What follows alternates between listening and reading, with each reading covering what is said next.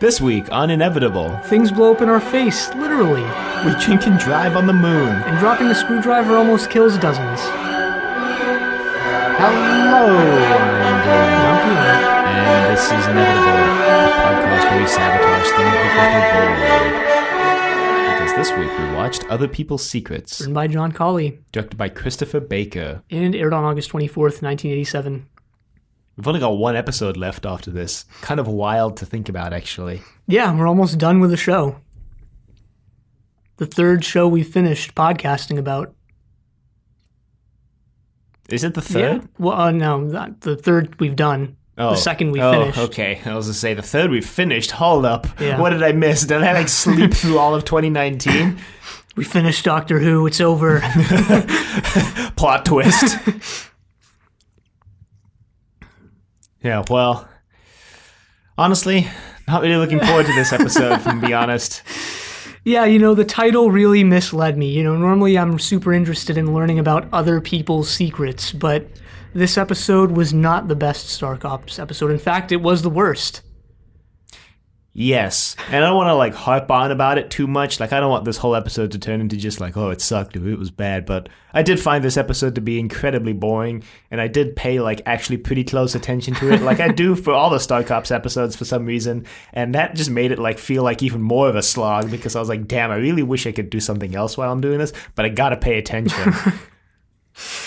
This one was far less about the crime than any of the previous episodes. This was far less about, anything. No, it definitely focused more on the characters and their pasts, I think. In possibly awkward ways, with Divis and stuff. God, yeah, it was so weird. I don't think I flat out disliked this. I just think every other episode before it was better. Yeah, hopefully every episode if I had to pick an episode of Star Cops to rewatch, I would put this way, way, way at the bottom of the list. Well, let's just dive right into it. So this starts with actually Devis and Kenzie going to Earth, or maybe they're coming back to the moon. I really don't know. But Nathan has set up a little communicator for them. Mm-hmm. They're bickering about who's going to pick up and who's the better cop and who Nathan trusts more. Weirdly enough. But Nathan is actually talking to Cravenko and some guy named Ernest Wolfhart, who is doing a random inspection of Moonbase to make sure Cravenko is running the place correctly. Yeah, my second note of this episode is, looks like it's going to be the Germans this week. No, but apparently not. No, he was English, right? He wasn't... His name is Wolfhart. So what? He was actually... He had an accent. Yeah, an English one. Was it an English accent, or was it a bad German accent done by an Englishman? I don't know. Maybe he is German. Let's just go with that, so that way we can add Germans to the list of people Star Cops hates. The Wikipedia article for Star Cops actually mentions Star Cops has been criticized for promoting stereotypes, such as the idea that all Italians are part of the mafia and that Americans are jingoistic warmongers. Yes. That was the actual phrase they used. Wow, that's the first time I've heard the word jingoistic in the past 3 years. But anyway, the communicator that Nathan has set up literally bursts into flames, and Cravenko is like, that never happens. Moonbase is run properly. Trust me, Wolfhart. Ernest is like, right. Of course I trust you. Right. Meanwhile, a couple, maintenance workers named Hooper and Anderson are doing some maintenance work, and Hooper is getting increasingly more fed up with Anderson because, it's her first, week or month on the job, and she doesn't really know what's what. He feels like he needs more qualified help. But she goes to Alex and she's like, I think he just hates women. And Alex is like, well, we need everybody working right now because everything seems to be blowing up right when Ernest shows up to do the surprise inspection. So if you could just hold on for a week until he leaves. I didn't see it so much that. I thought he was just kind of shutting her down because he had more important things in his mind to worry about. Probably also that, because he's like, oh shoot, we have a psychologist coming as well. No, a psychiatrist. Oh, that's true, a psychiatrist, but she does psychotherapy, which is odd. She's not very good at her job, as we find out very soon. But yeah, she's also coming to Moonbase to do like a random inspection. At the same time. And Cravenko goes to Nathan, and he's like, hey, Nathan, I want the Star Cops to be, mandatory psychiatric subjects, so if you don't mind. Yeah, because it's supposed to be voluntary, but Alex wants everybody to go, but they won't all go unless somebody volunteers first, so Alex is voluntelling the Star Cops to go first. Nathan's like, all right, I'll tell my guys to do that. Nathan has no problems with this. He's like, yep, well, I'll do it. And the instant Kenzie finds out about this, she's like, this is outrageous. Why would I ever do this? I hate shrinks. Even though a psychiatrist is, again, like a psychologist is the one who usually does psychotherapy. A psychiatrist usually writes prescriptions for medication, but usually. But whatever, this is 2027. Things have changed. I guess. Speaking of Star Cops continuity, Venice is like underwater right now. Here we go. I'm ready. When's the IPSF or whatever the Star Cops are actually called? The ISPF. International Space Police Force. ISPF, open up! I only remember that acronym because David picks up the phone in this episode by going, ISPF, how can I help? I'm like, what? Everybody knows you're the Star Cops. Just say you're the Star Cops. Maybe the thing is, like, people don't respect the Star Cops, right? So, but maybe they only know the Star Cops by Star Cops. So if you say ISPF, they won't know who you're talking about. Great. Gotta pull the wool over their eyes. But Anna, is actually looking forward to getting psychoanalyzed. Anna's straight chilling for this whole episode.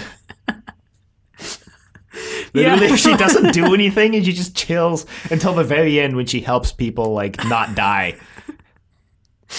Yeah, she's pretty cool with the events of this episode, including, like, running out of air. She's completely fine with it. Even when the psychiatrist is like, how do you feel about killing someone? She's like, oh, I had to make a choice. It's like, oh, okay. So that's how we're, going to explore the psychology of this character. We're not there yet, though. No, but we are at the point where Kenzie is, like, pretty mad, and she's the first of a couple people to make some vaguely racist quips, like, if you tell me to bend like the willow, Anna, you don't know what I'm going to do. But, at this point, I think Divis learns that the psychiatrist's name is Parr. I forget her first name. Yeah, Angela Parr. And he's like, uh-oh. Well, also Nathan sends David undercover. Right, because, Hooper wants a more experienced technician, and Theroux fits the bill. Yeah, because he's a trained engineer. Right. He doesn't want to do it, but Nathan's just like, you're going to do it.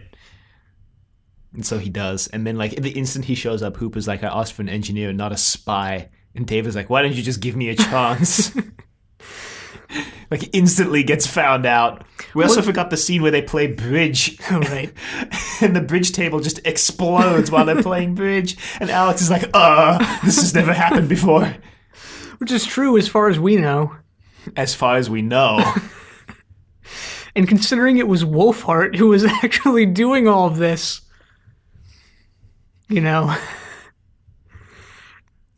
come to think of it, it's honestly so weird when we find out Wolfhart's reasoning behind this. You think he would have some sort of agenda of why he would want to shut down Moonbase, but no, it's actually just a personal whim of his. Yeah, it reminds me a lot of London Has Fallen, but we'll get there. So yeah, Dr. Parr has arrived, I believe, and she's about to interview Anna. And, it was supposed to be Kenzie, actually, I think, but Anna goes in her stead. Mm-hmm. Or no, maybe it was supposed to be Divis because... No, it's supposed to be Kenzie. It's supposed to be Kenzie. So she goes, and Anna, for some reason, name drops some of the other Star Cops, and she mentions Divis. Oh, yeah, because she's talking about how she felt okay about killing the guy because her fellow co-workers are very supportive. And Parr was like, oh, who would that be? And she's like, oh, my buddy, Colin Davis. And Parr's like, what? Colin Davis works here? So, very unprofessional. Parr just basically stops the interview and just has to continue at another time.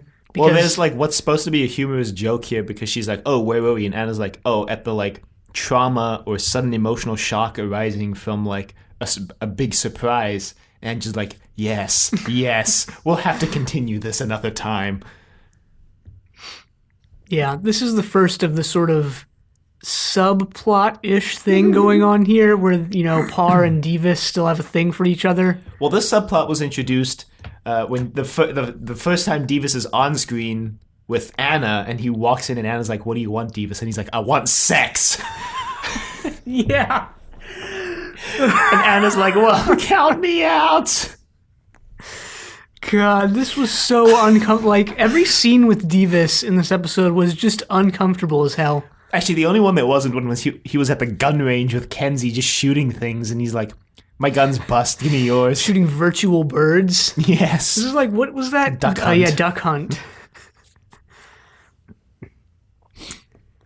But yeah, Alex talks with Wolfhart, and he's like, let's go drink some vodka.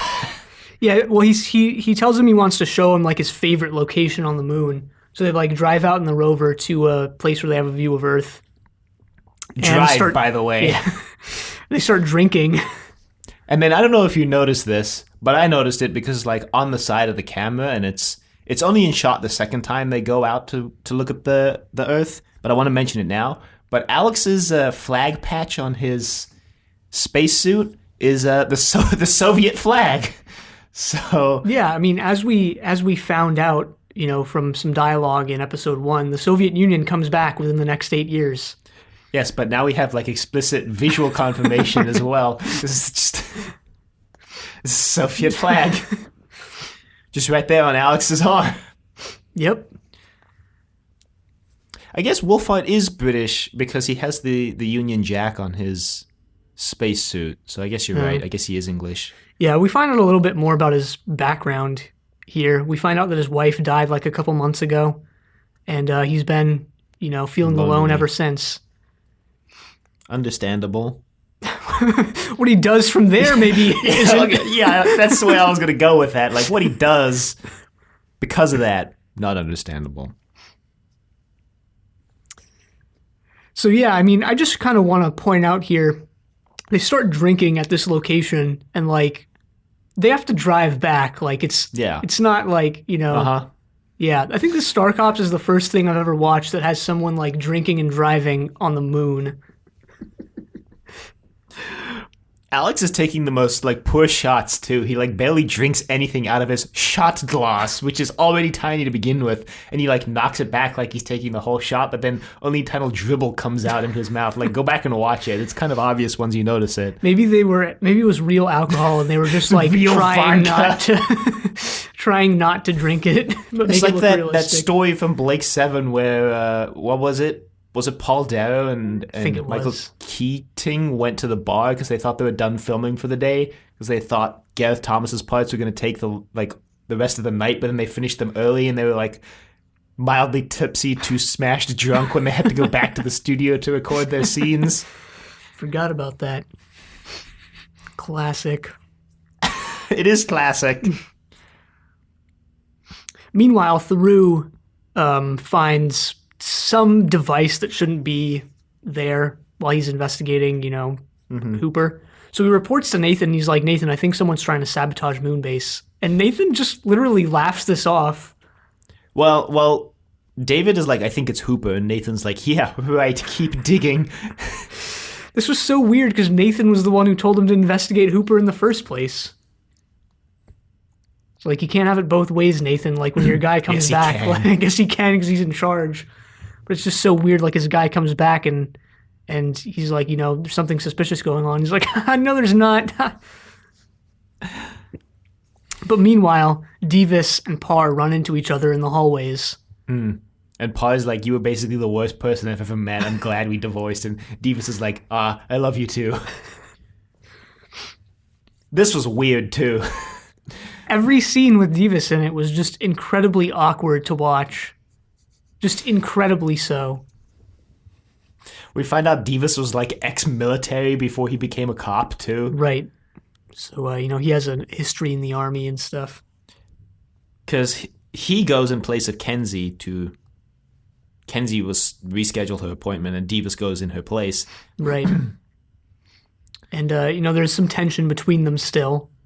Of course. But eventually the interview starts and Divas basically just leans forward and he goes, for the past few months I've been pretty horny. No, you gotta quote it the way they say it, where Angela's like, your personal computer has a psychotherapy program, and Divas goes, yeah, but it doesn't have tits. God. So this is what they meant when they said Divas's characterization was a little inconsistent. Hey, maybe he's been a horn dog this whole time and just like he's been satisfied until this episode, and now everybody on Moonbase, he's like exhausted all his options on Moonbase. I don't know I don't know either, and frankly, I'm glad I don't know. But this episode really wanted you to know, let's be honest. John Collee really wanted us to know intimate details about Divas. So, meanwhile, we get some first-person shots of the saboteur walking through the halls, getting ready to sabotage stuff. Oh boy, here I go sabotaging things again. We're led to believe that it's Hooper because he's carrying Hooper's toolkit. Right. But then in a later scene, Hooper shows up and tells Theroux that someone's stolen his toolkit. And Theroux's like, well, that's shady. But then we see a pretty full-on face shot of Wolfheart. I guess he also stole like a maintenance crew uniform too. Yeah, I guess. Just raided Hooper's closet. You got to get into character if you're gonna kill people. Yeah, it's a full-on face shot of him, and he drops a screwdriver, and it shorts some electrical conduits, and it just causes this massive explosion, which causes a total breach in Moonbase, and basically isolates various areas on Moonbase to the point where people are stuck and running out of oxygen and can't get out. We should mention that at this point, Nathan's grabbed Kenzie by the arm and is like, you're going to go to this meeting, so help me God. Yeah. And was dragging her through the corridors when this basically bomb went off. Right, so we sort of have three factions now almost. We have Nathan and Kenzie who are stuck. We have Anna, Shun, and Cravenko, and a lot I people. And everybody else in the cafeteria. Yeah, in the cafeteria, also stuck. And then we have Theroux and Hooper who are running through the hallways trying to fix things. I like how your memory is already blocking out Divas and Parr, also stuck. Oh, right. In Alex's office. Getting it on in Alex's office. No, not yet. No spoilers. Divas is trying to put the moves on. Yeah. She's like, I'm scared. And he's like, why don't we do it then? And she's like, I'm not that scared. Yet. Well, he has this line of like, fear is said to really... be an aphrodisiac. Yeah. And she's like, no one says that. And he's like, really? Could have fooled me. My freaking God. That was a little later, though, when they snuggle up under the emergency blanket.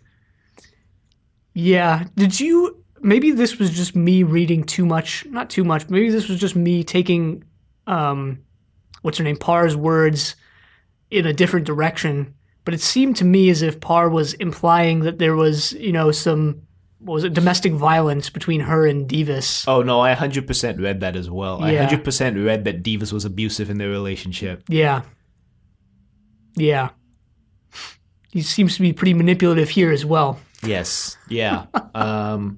Yeah. That's a little weird. That's kind of a weird thing for John Collee to just like throw in here. Second to last episode. Take that, Boucher. Just trying to get his shots in at Boucher for some reason. But yeah, Theroux and Hooper are running through the hallways trying to fix things, and Anderson is there. For some reason. Well, this is part of her arc, right? Her redemption arc, where she proves to Hooper that she's not who we thought she was. Except the way this arc ends with Hooper going, "Yep, I'd be better off without you. I'm leaving. Yeah. Bye. Never want to see you again." Well, this just solidifies that it was Hooper who was in the wrong. and not Parr for being inexperienced. Yes. So in the cafeteria, Cravenko is like, I'm gonna die. I've heard running out of oxygen isn't a bad way to go. And Anna's like, yeah, death is just one step in the journey. Thanks, Anna.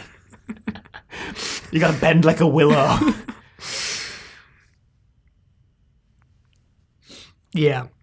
But the most interesting thing from all of this, and the most interesting thing in this episode, is the conversation between Nathan and Kenzie. We find out a little bit more about Kenzie's background, how she had been to various shrinks as a child, and none of them ever worked. We don't really find out why, but why they didn't work or why she went to the shrinks. Both, yeah. But considering she's prone to angry outbursts, maybe that has something to do with it. She then calls Nathan out for being the most evasive out of all of them, and he's like, you know what, you're right. Let me tell you all about my dad. So we find out that Nathan's dad was actually a computer salesman, so I imagine he worked in like a sales/marketing field or whatever. And, at some point, there was, he worked for the company that made Box. Yeah, and they had a name, but I didn't write it down, and I forgot what it was. It was like Rye Tech or something like that. Something like that. I didn't write it down either. But eventually their corporate secrets started getting leaked, so a young cop was assigned to, or a young detective was assigned to figure out what was going on.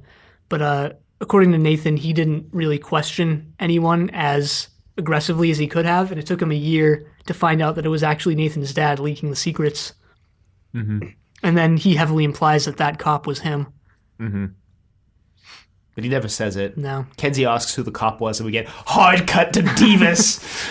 Well, we see the reason why you're kind of led to believe that it was Nathan is because he doesn't answer, but then you have this like close-up shot on his face looking very distraught. It's a very, very short shot, though. It almost feels like as soon as Kenzie asks the question, it's smash cut to Davis. It was smash his wife. Davis was the cop.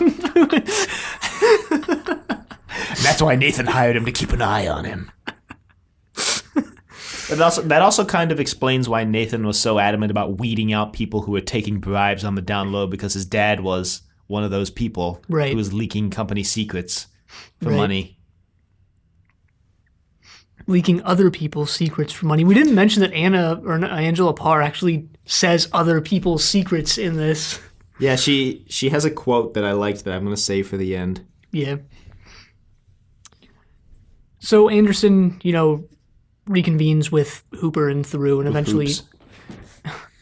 eventually they are able to they're able to get the oxygen back up and running by bleeding oxygen from the service corridors, where unknowingly Wolfhart is still floundering around because he's like trapped. Yeah. So they save everyone, and I thought Wolfhart was dead, but he actually survived. Me too. Well, don't forget about the scene with Davis, because David, they open a door into a corridor where a bunch of people are suffocating, and they save him, and then they open the door to the cafeteria, and Alex is like, oh, I'm looking for Wolfhart, like maybe you can contact him from my office. So they're like, okay, we'll go check your office, and they open the door, and Davis is just there smashing his wife, and then David has this brilliant line when he closes the door, because Hooper's like, hey, what's going on, like, are they okay in there? And David says, I think Colin is on top of the situation. I don't even remember that. I think John Collee, you legend. I think I just blocked that from my memory. Ugh. John Collee, you legend. You legend. So, Wolfhart is alive and well. And by well, I mean, it seems as if he's not, going to be held accountable for any of this. Yeah, they have a couple lines about this where it's implied that Alex stepped in and used like executive privilege to shield Wolfhart from anything, because Kenzie's like upset that they're not charging Wolfhart for something, and Nathan's like, we were told. He doesn't say this explicitly, but he like heavily implies that we were told we couldn't. Yeah, because Cravenko and Wolfhart drive back out to the same location they were at before, and Cravenko is, I guess, just upset that Wolfhart would even stoop to that level, and Wolfhart kind of explains his reasoning, quote unquote, behind trying to kill people. Was that because it was because he was lonely and bored? Like he said, it reminds me of London Has Fallen, where the main villain reveals his plan basically was all put into motion because of budget cuts. Yeah. He kills hundreds of people, if not thousands, in domestic terrorism because of budget cuts. Angela Parr actually also has a line about this, about how like when people are driven to like emotional extremes, they act without, knowing what they're doing, which is what she thinks Wolfhart did. And what she tells Devis is what she did as well. Because she's like, yeah, we're not getting back together, Devis. And she leaves, and the instant she leaves, Anderson comes in looking for Parr, and it's like, oh, is Parr leaving? And Devis is like, yes, but as her assistant, you could always see me. And Anderson's like, yeah, I see right through this thinly veiled attempt to hit on me. How about no? Yeah, this is right after Hooper decides to just leave. So... And the episode ends with Nathan asking Kenzie not to tell anyone his big secret about his dad. And she's like, yeah, sure, I won't tell anyone. You can trust me, Nathan. And he's like, is that blackmail detection in your voice? And she's like, no, I would never do that. Right? And Nathan just walks away and she's like, right? Yeah, so again, sort of the best thing from this episode, I think, is the conversation between Nathan and Kenzie there. So, yeah, and that's that. That's that. Literally, that's that. Not the greatest of episodes. No, I mean, I found it kind of boring because there wasn't really, there wasn't a very... I mean, there is a crime, and that's the sabotage, but there wasn't, a big push in the episode to solve the crime. No, and it was such a lame crime as well, honestly. Especially compared to last week, which was, intricate and super cool, and then this week was, sorry. Yeah. Well, I mean, I think this episode did kind of do that in order to focus more on the characters and the relationships between them, but that's also dragged down. That's a thin excuse, though. Yeah, because you can do that while having an interesting crime, right? Which I think the 7 episodes before this all did really well.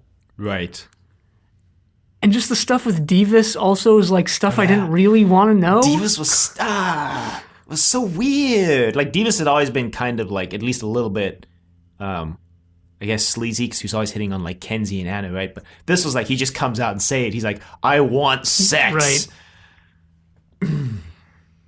And that was This episode for me got really interesting, though, when the power went out and they were trapped in the powerless, oxygenless moon base. I feel that would have been a really cool conceit if that had happened in the first 10 minutes and the episode was them trying to survive, but also trying to find the perpetrator. Yeah, what could have been really cool is if they knew someone in the room had sabotaged Moonbase and they were trying to figure out who, sort of a yeah, locker room mystery. Yeah, they got to figure out who it is thing. to be able to put the oxygen back on so they can survive, or something like that.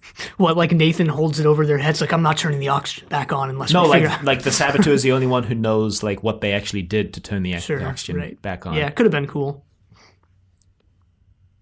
But no.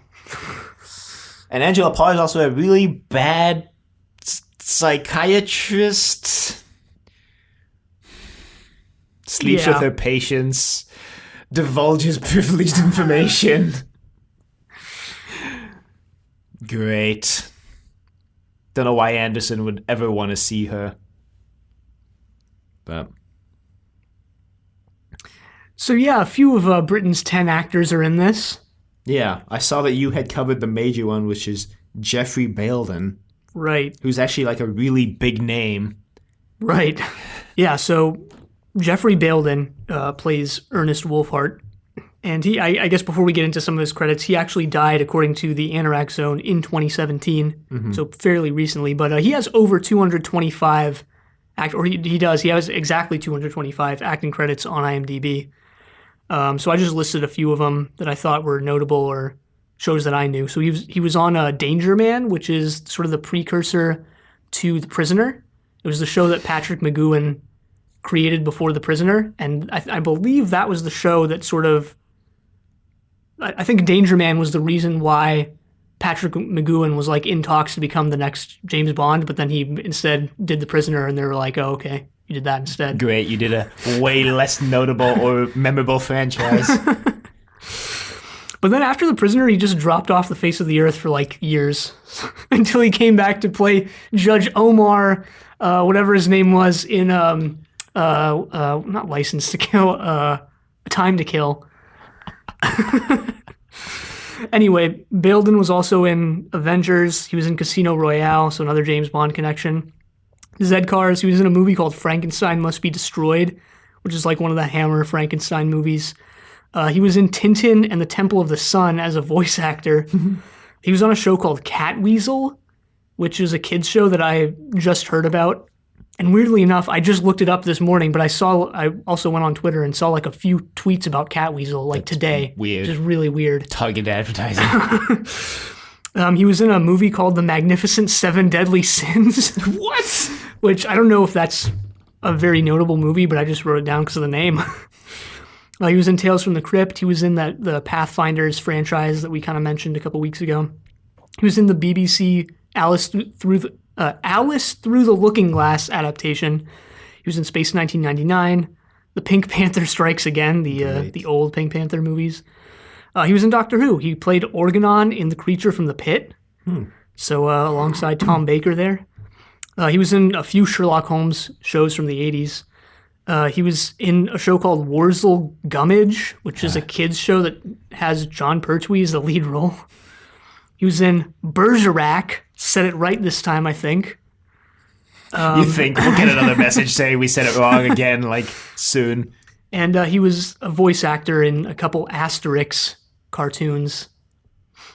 So, yeah, and he has obviously a lot more than what I just mentioned. Mm-hmm. Yeah, well, he's a big name. Like, I've heard his name before this, like, used quite a bit. Yeah, I think he's probably the most famous actor that we've seen on Star Cops so far. I think so, yeah. He was also in a lot of Doctor Who audios. Just remembered that. I don't think that would be on his IMDb credit, but no. He's in a couple of them. I think he plays an alternate version of one of the Doctors, too, in one of them. Interesting. Like a version of the third Doctor who got exiled to China instead of America, I think, or something like that. I don't know. It's kind of like Superman Red Sun. Kind of. I think that was Jeffrey Belden. He's in one of those. Anyway, we also have Maggie Allarinshaw playing Angela Parr. She also has a lot of roles. I think she had like 97 on IMDb. But a lot of them were Thomas the Tank Engine. Yeah. So she's been in The Bill. She's been in Coronation Street, Midsummer Murders, and then she has like a million Thomas and Friends credits. So I guess she's one of the main characters on that. She was also in War Horse. I think it was Steven Spielberg, right? I think. Movie, yeah. Yeah, I think I've watched part of that movie. I think. We have Barry Rudder playing Hooper, and he, as far as I could tell, had bit parts. He was also in The Bill. Yeah, he was in The Bill. He had bit parts on a lot of shows. Not as much as the other two actors, though. And then we had Lee Funnell playing Beverly Anderson. She only has 2 IMDb credits, one being this, obviously, and one being Blue Kang, Paradise Towers on Doctor Who. But she's actually not on the Doctor Who wiki, so the only thing I could find that credits her playing a Blue Kang was IMDb. Wow, I like how you went through the effort to double-check IMDb's work on that one. I don't know where they're getting that information, but I could literally find no other site. Could always go back and watch the credits and see. Yeah, I didn't do. That's the one thing I didn't do. Weak.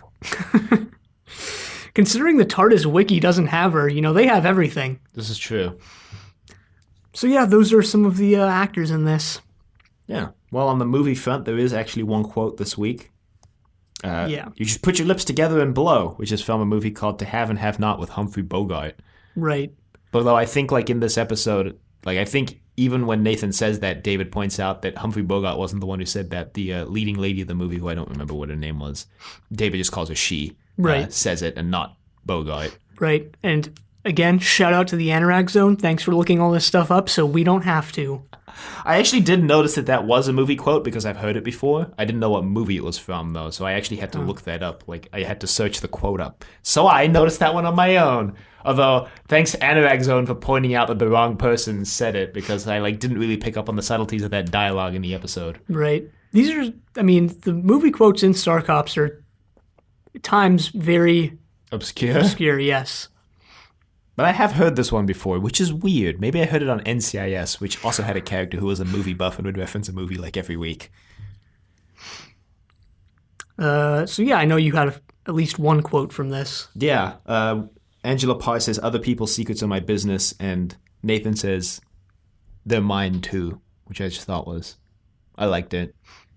Yeah, just sort of, one's a psychiatrist, one's a cop, but yet they both deal in secrets. Right. I didn't have any quotes, but there was something that the Anorak Zone mentioned about this, about continuity, that I just want to read verbatim from that page, because it's not something that I would have, I think, picked up on. But they do have sort of a little continuity, I don't know, error, maybe not so much error, but I'll just read the paragraph that they have on their site. So they say, Nathan Cook, a visitor to the site, suggested I flag up the seemingly contradictory continuity involved in this episode. Working from the original character brief that had Nathan as a young cop, he heavily implies here that he was the policeman who couldn't work out that his father was stealing blueprints from Recondite. That was the name of the company. However, Nathan's age was greatly upped upon David Calder's casting, but it seems the script editor didn't take account of that. If Recondite went under in 2025, then that would have made it just 2 years previously, unless they just held on for years before finally folding. Yet such a thing wouldn't explain why Nathan has the highly advanced prototype box unless it was just before the company went under. To add to all this inter-series confusion, we have Nathan's comment in An Instinct for Murder that he could never find a polite way of asking his father how he got box. Okay, he probably didn't want to spill his guts to Theroux, but he seems so earnest when he says it. So yeah, just a little bit of continuity stuff there. That I otherwise wouldn't have really noticed, I think. Or cared about, because the show ends in 1 week for us. Yeah. So, nobody's out here pinning together the outline of, Star Cops lore. Well, I'm glad you mentioned the next episode is the last episode, because I think we're still kind of deciding what we want to do, if we want next episode to be the last episode, or if we want to kind of do a Star Cops retrospective as an episode 10 for this season. Mm-hmm. And we haven't decided yet, but we will. But we will by next week when the next episode goes out. Right. Although on that topic, we do have a comment that I want to read and respond to. It's a very spicy comment because it might launch us into another 20-minute conversation. Flashbacks to Zenith. Yeah, when we had our sort of what is sci-fi ongoing discussion, which got very long and pretty heated at times. So the comment from David... on episode 5, if you'll remember, he commented on episode 3, wait till you get to episode 5, the worst episode of the series. So there's a comment on episode 5, stop classing Star Cops as sci-fi. It isn't sci-fi. It is a police crime drama that just happens to be set mostly on the moon. You should consider watching Moonbase 3 at some point. It is only 6 episodes. The series was missing for 20 years until the 6 episodes were found at a Canadian broadcaster's archive. I think it was Canadian. So yeah, we'll add that to the list to deal with the list. We will add that to the list. Yeah. It's to work through this comment backwards. Yeah. As for the classification of sci-fi, I'll just throw my 2 cents in here, and then I guess see what you have to say, maybe in response, David, or see what Dylan says. Mm-hmm. But part of me sees genres for TV shows and movies and books and stuff as almost just categories, and there's actually a linguistic / philosophical thing around this of in linguistics, what people have found out over the hundreds years transition between philology to linguistics is the names that we call things and the things themselves don't actually have anything to do with each other, so they're just categories. There's no real correlation between the word apple and the thing that we call apple, right? It's it's arbitrary. So I almost see genres in the same way as words like that, right? They're just classifications or just names that we call things to because it doesn't matter whether you call Star Cops sci-fi or not. It is what it is, and it has certain characteristics that some people would class it as sci-fi, and obviously some people like you, David, would not.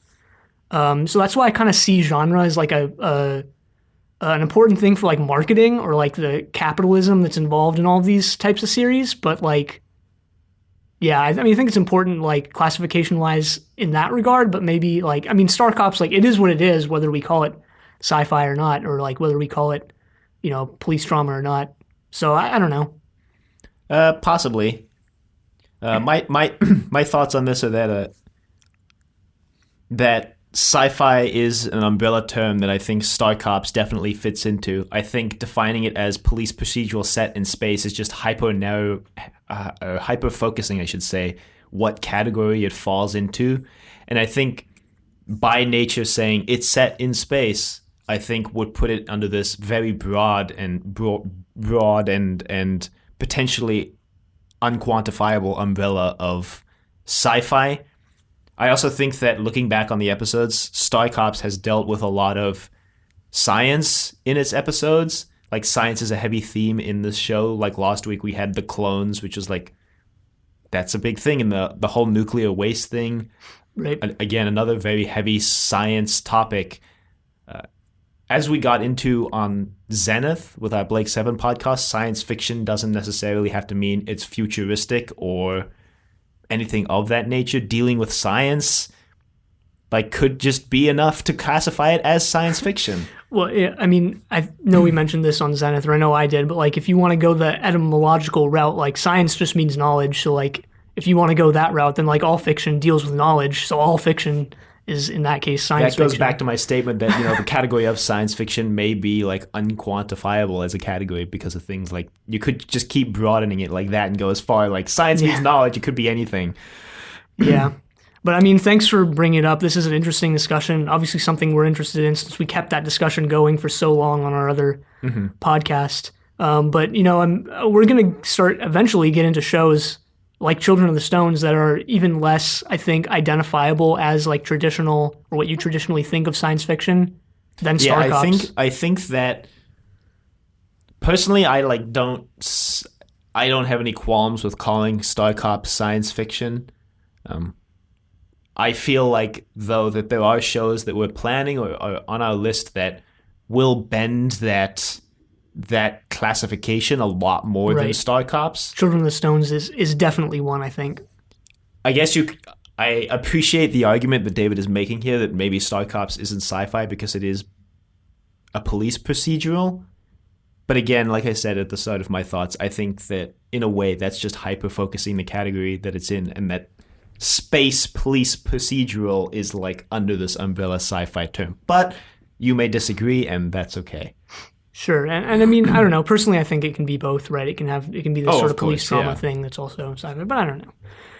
But I mean, when we were actually first ideating Inevitable, we considered calling it sci-fi fantasy, a sci-fi fantasy horror podcast. So we're definitely going to be including shows that are maybe more horror or fantasy, but hopefully still have some sci-fi tinge to them. Mm-hmm. I think I know I keep mentioning it, but it's what's next. Children of the Stones is definitely, I would classify more as fantasy than sci-fi, but it does have a little sci-fi stuff going on, I would say. Yeah, and this goes back to what we talked about briefly on Zenith as well, that fantasy and sci-fi are both speculative fiction, and then you could go, it's you could go all the way up the genre tree if you want, and things can be both sci-fi and fantasy. None of these categories are, in my opinion, ever mutually exclusive. Yeah, I guess. I mean, I would be hard pressed to find a category that wouldn't be mutually exclusive with anything else. Yeah. You can have horror shows that are sci-fi or horror movies that are fantasy. Yeah. You could have a police procedural that's sci-fi. It's fantasy. You could have a police procedural that's fantasy. Where's my high fantasy police procedural? It's called Bright, and it sucked apparently. But that's exactly my point. You could do these things. That was a Netflix movie. Mm. It was about two cops, but in a fantasy world. With Will Smith was in it, I think. Oh. I think. Nowadays, I just assume if there was a bad movie, Will Smith was probably in it. Wow. Anyway. Wow. What about Adam Sandler? Where's he on the radar? He doesn't even chart because he barely makes movies anymore. Sorry. I forgot. If it's a bad movie with a resort in it, he'll be there.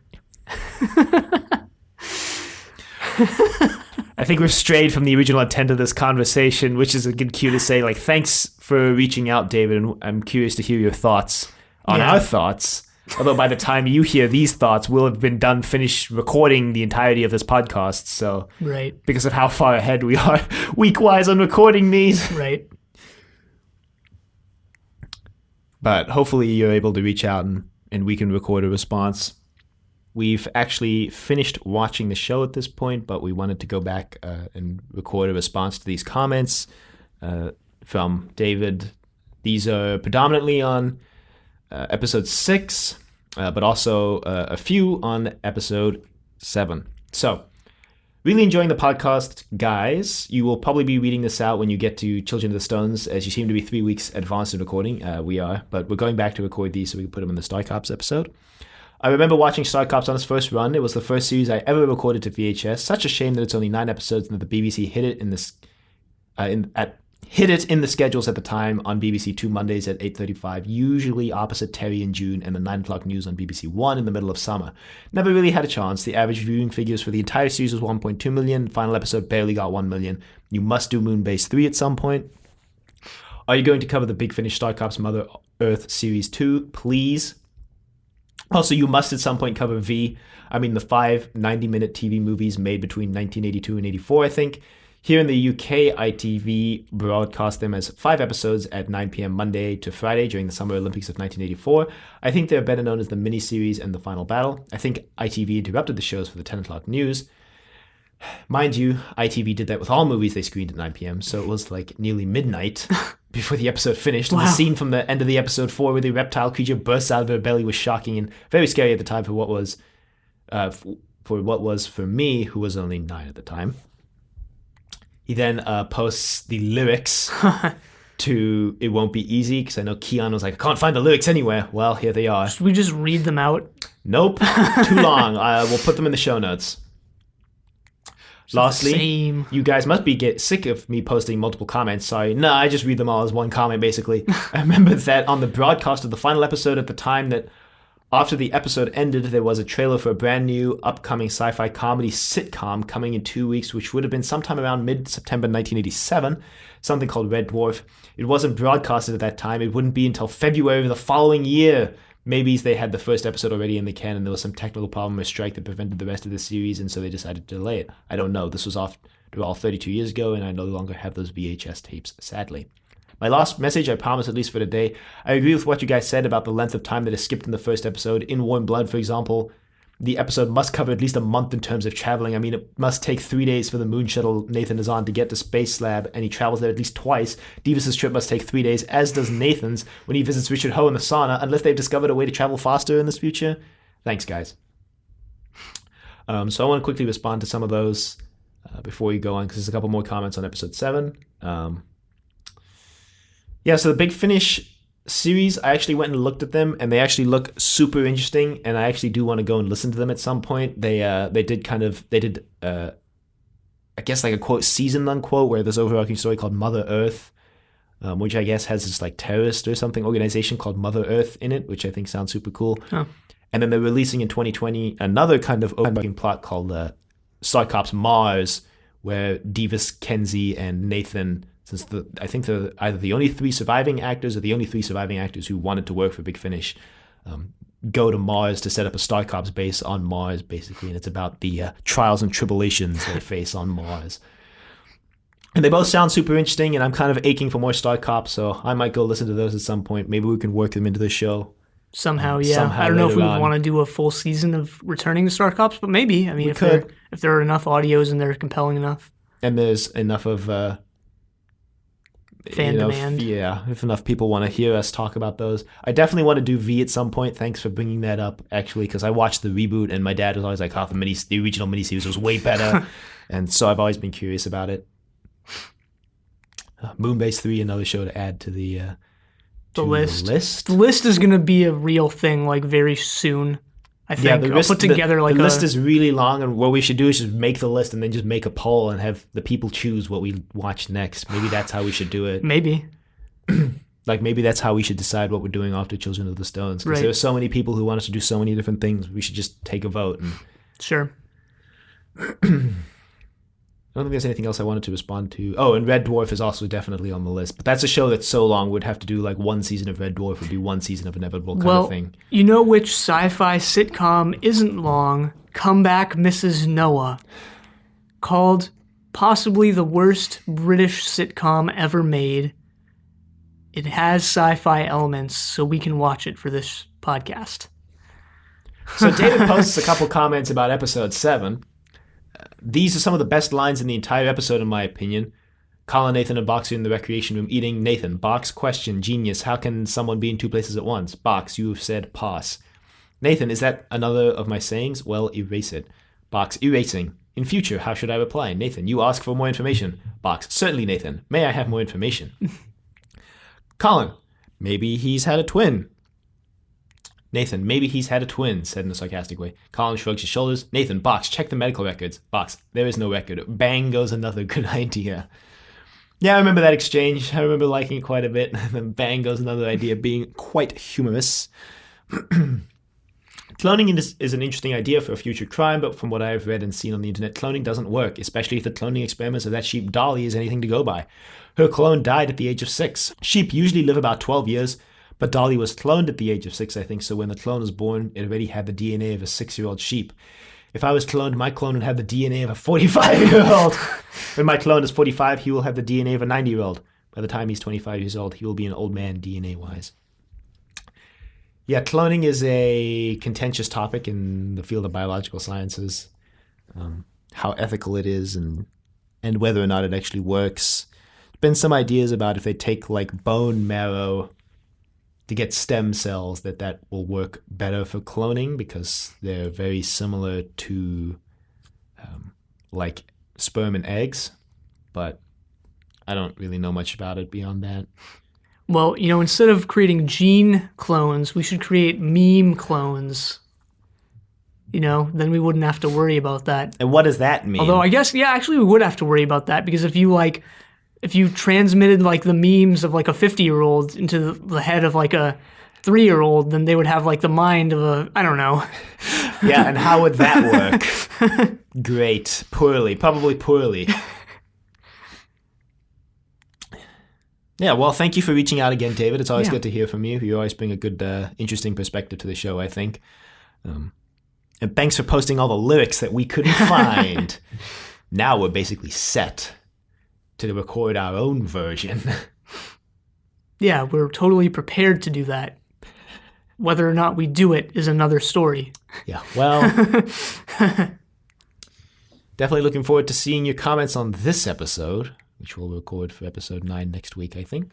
And I guess that's a good segue into if there's anyone else who'd like to reach out to us in the waning moments of this kind of season of Inevitable.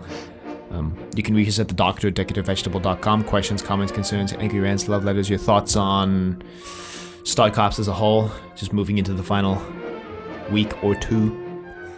You can find us on YouTube at Decorative Vegetable. You can find us on Apple Podcasts, Google Play, and Spotify, all at Inevitable, a classic sci-fi podcast. Be sure to leave a rating if you liked the show. Check us out on Facebook, Trust Your Doctor, like us on Facebook. Also check us out on Twitter at TYD Podcast and follow us on Twitter. And next time we're going to be finishing up Star Cops with Little Green Men and Other Martians. But until then, the end.